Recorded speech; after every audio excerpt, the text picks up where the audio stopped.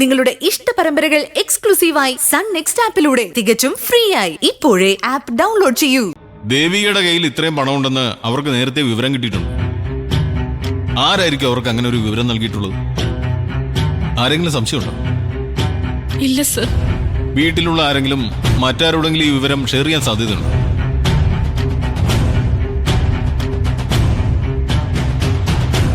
അല്ല, ഞാൻ ചോദിച്ചത് നമ്മുടെ സുഹൃത്തുക്കളോടോ ബന്ധുക്കളോടോ ആരോടെങ്കിലും ബാങ്കിൽ ലോൺ അടയ്ക്കാൻ പോകുന്ന കാര്യം പറഞ്ഞിരുന്നു?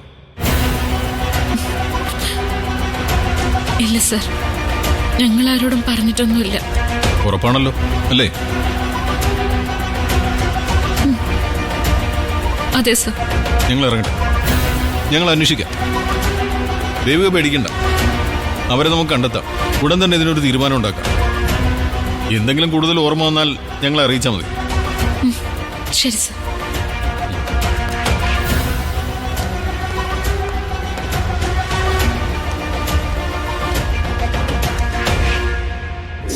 ആരെങ്കിലും സംശയമുണ്ടോ? വീട്ടിലുള്ള ആരെങ്കിലും മറ്റാരോടെങ്കിലും ഈ വിവരം ഷെയർ ചെയ്യാൻ സാധ്യതയുണ്ടോ? അച്ഛൻ, നാളെ തന്നെ ബാങ്കിൽ പോയി പണം എടുത്ത് നമുക്ക് ലോൺ അടച്ചേക്കാം.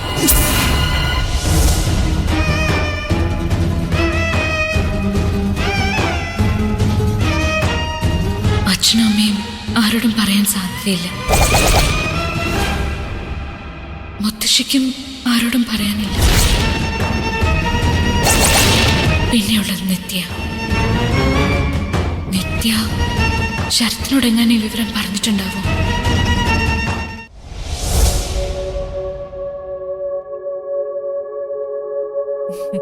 മോളെ ഇരിക്കേ, അപ്പച്ചി വിളമ്പിത്തരാം. എടുക്കട്ടെ?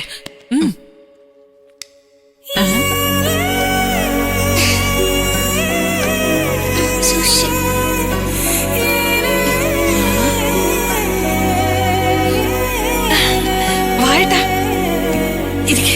വാ, ഇങ്ങനെ പതുക്കെ.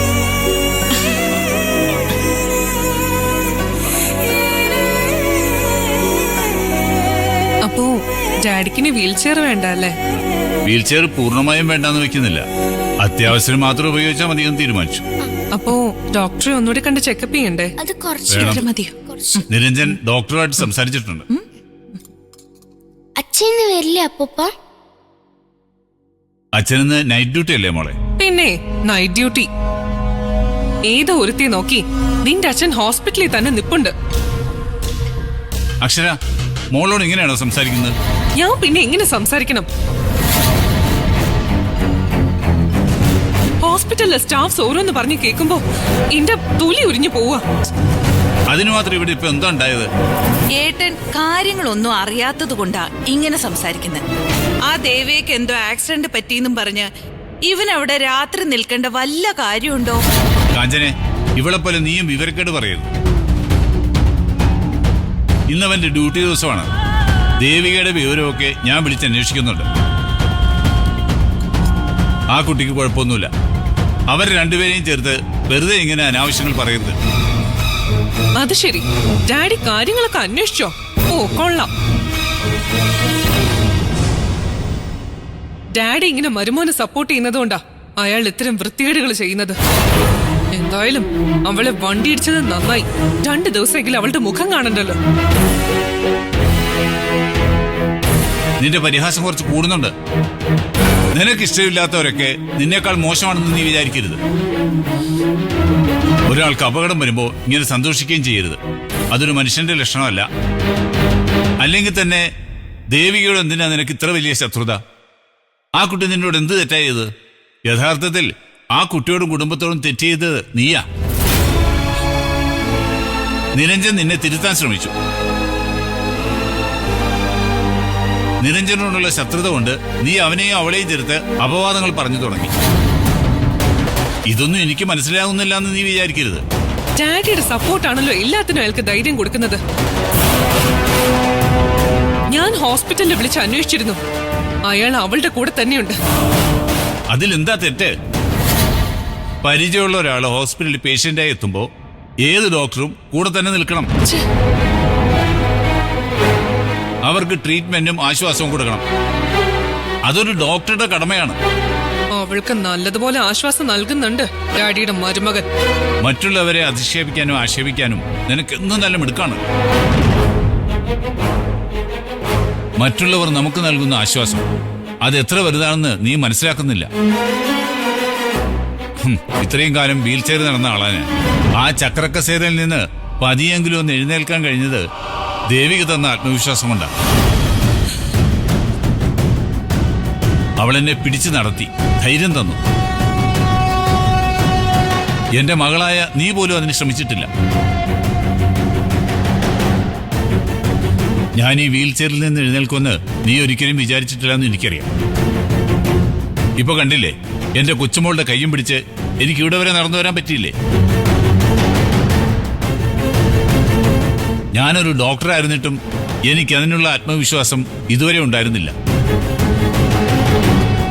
പക്ഷെ ഇപ്പോ അവൾ എനിക്ക് തന്ന സപ്പോർട്ട് കൊണ്ടാ ഞാനിങ്ങനെ നടക്കാൻ തുടങ്ങിയത്. അവളെക്കുറിച്ച് മേലിൽ ഇങ്ങനെ അപവാദം പറയരുത്. നല്ല ഒന്നാന്തരം ക്യാരക്ടറുള്ള കുട്ടിയാണ് ദേവിക. അവളെ ഒരു വാക്കുകൊണ്ട് പോലും നോവിക്കാനുള്ള യോഗ്യത നിനക്കില്ല. ഓ, ഇങ്ങനെയുണ്ടോ ഒരു പുകഴ്ത്തല്? എന്നാ പിന്നെ ഡാഡി അവളെ മകളായിട്ടങ്ങ് ദത്തെടുത്തോ.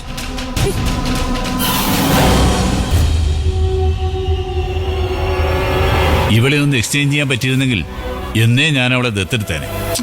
എന്തിനാ ചേട്ടാ അവളെ ഇങ്ങനെ കളിയാക്കുന്നത്? അവൾ പറഞ്ഞതിലും ചില കാര്യങ്ങളൊക്കെ ഉണ്ടല്ലോ. ആദ്യം നീ അവളെ സ്വന്തം ഭർത്താവിനെ സ്നേഹിക്കാൻ പഠിപ്പിക്കും, എന്നിട്ട് കുറ്റം പറയും. ഏട്ടാ അത് മതി, നീ ഒന്നും പറയണ്ട. നിരഞ്ജൻ ആരാണെന്നും അവന്റെ സ്വഭാവം എന്താണെന്നും ഒക്കെ എനിക്ക് നല്ലതുപോലെ അറിയാം. അതിനെനിക്ക് നിങ്ങളുടെ ആരുടെയും സർട്ടിഫിക്കറ്റ് ആവശ്യമില്ല.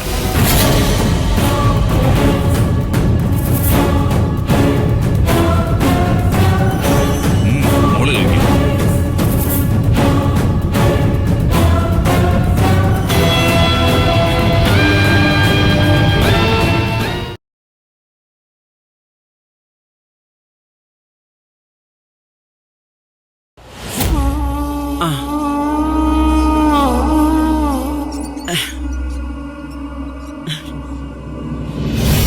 എന്താ മുത്തശ്ശി, എന്തോ പറയാനുണ്ടെന്ന് തോന്നുന്നല്ലോ. അല്ല, ഞാൻ ആലോചിക്കുക, നമ്മൾ ആ ദേവിക എന്തിനാ ചുമക്കുന്നത്? നമ്മുടെ കൊച്ചനോ പോയി, അത് അവളുടെ ഐശ്വര്യത്തിന്റെ അങ്ങേയറ്റം. പിന്നെ അവള് വിധവാവേഷം കെട്ടി ഇവിടെ നിന്നിട്ട് എന്താ കാര്യം? നേരത്തെ കുറെ ബാങ്ക് ബാലൻസ് എങ്കിലും ഉണ്ടായിരുന്നു, ഇപ്പൊ അതുമില്ല. പുതിയ വീടിന്റെ ബാധ്യത തീർക്കാനോ വീട് സ്വന്തമാക്കാനോ ഒന്നും ഇനി അവളെ കൊണ്ട് പറ്റില്ല. നമ്മൾ എന്ത് ചെയ്യാനാ? അച്ഛനും അമ്മയ്ക്കും ഒക്കെ ദേവിക എടുത്തിന്ന് പറഞ്ഞ വലിയ പുന്നാരുവാ, മുത്തശ്ശിക്ക് അറിയാം. നാളെ ഇത് വലിയൊരു ബാധ്യതയായിത്തീരും, നീ നോക്കിക്കോ. സുധിയുടെ കൂടെ കുറെ നാൾ താമസിച്ചെങ്കിലോ ഒരു കുട്ടി ഉണ്ടായിരുന്നെങ്കിലോ നമുക്ക് മനസ്സിലാക്കാമായിരുന്നു. ഇതിപ്പം ഒരു അനാഥ പെണ്ണിന് നമ്മൾ ചെലവിന് കൊടുക്കുന്ന അതേ അവസ്ഥയല്ലേ വന്നിരിക്കുന്നത്. നാളെ ശരത്ത് നീയും തമ്മിലുള്ള വിവാഹം കഴിഞ്ഞാലേ ഈ വീട്ടില് നിങ്ങൾക്ക് താമസിക്കണ്ടേ? സുധി ഇല്ലാത്ത സ്ഥിതിക്ക് നിനക്കാണല്ലോ വീട്. അപ്പൊ അവളൊരു ഐശ്വര്യക്കേടായി ബാധ്യതയായി ഇവിടെ നിന്നാലേ പോകെ പോകെ അത് നിന്റെ ജീവിതത്തെയും ബാധിക്കും.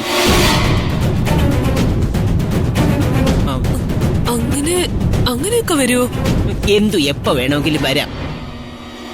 മനുഷ്യന്റെ മനസ്സല്ലേ അത്, ഒരു മരച്ചില്ലയിൽ നിന്നും മറ്റൊരു മരച്ചില്ലയിലേക്ക് ചാടുന്ന കുരങ്ങനെ പോലെയാണ്. സൂക്ഷിച്ചാ നിനക്ക് കൊള്ളാം. അവള് വലതുകാലി വെച്ച് വന്ന് കേറിയതോടെ ഒരേ ഒരു ആൺകുട്ടി പോയി. ഇനി നമ്മുടെ കണ്ണിലെ കൃഷ്ണമണി പോലെയുള്ളത് നീയാ, നീ മാത്രം. നിന്റെ കണ്ണു നിറയാൻ പാടില്ല. അതുകൊണ്ട് മുത്തശ്ശി പറഞ്ഞതാ, മോളൊന്ന് ആലോചിക്കും.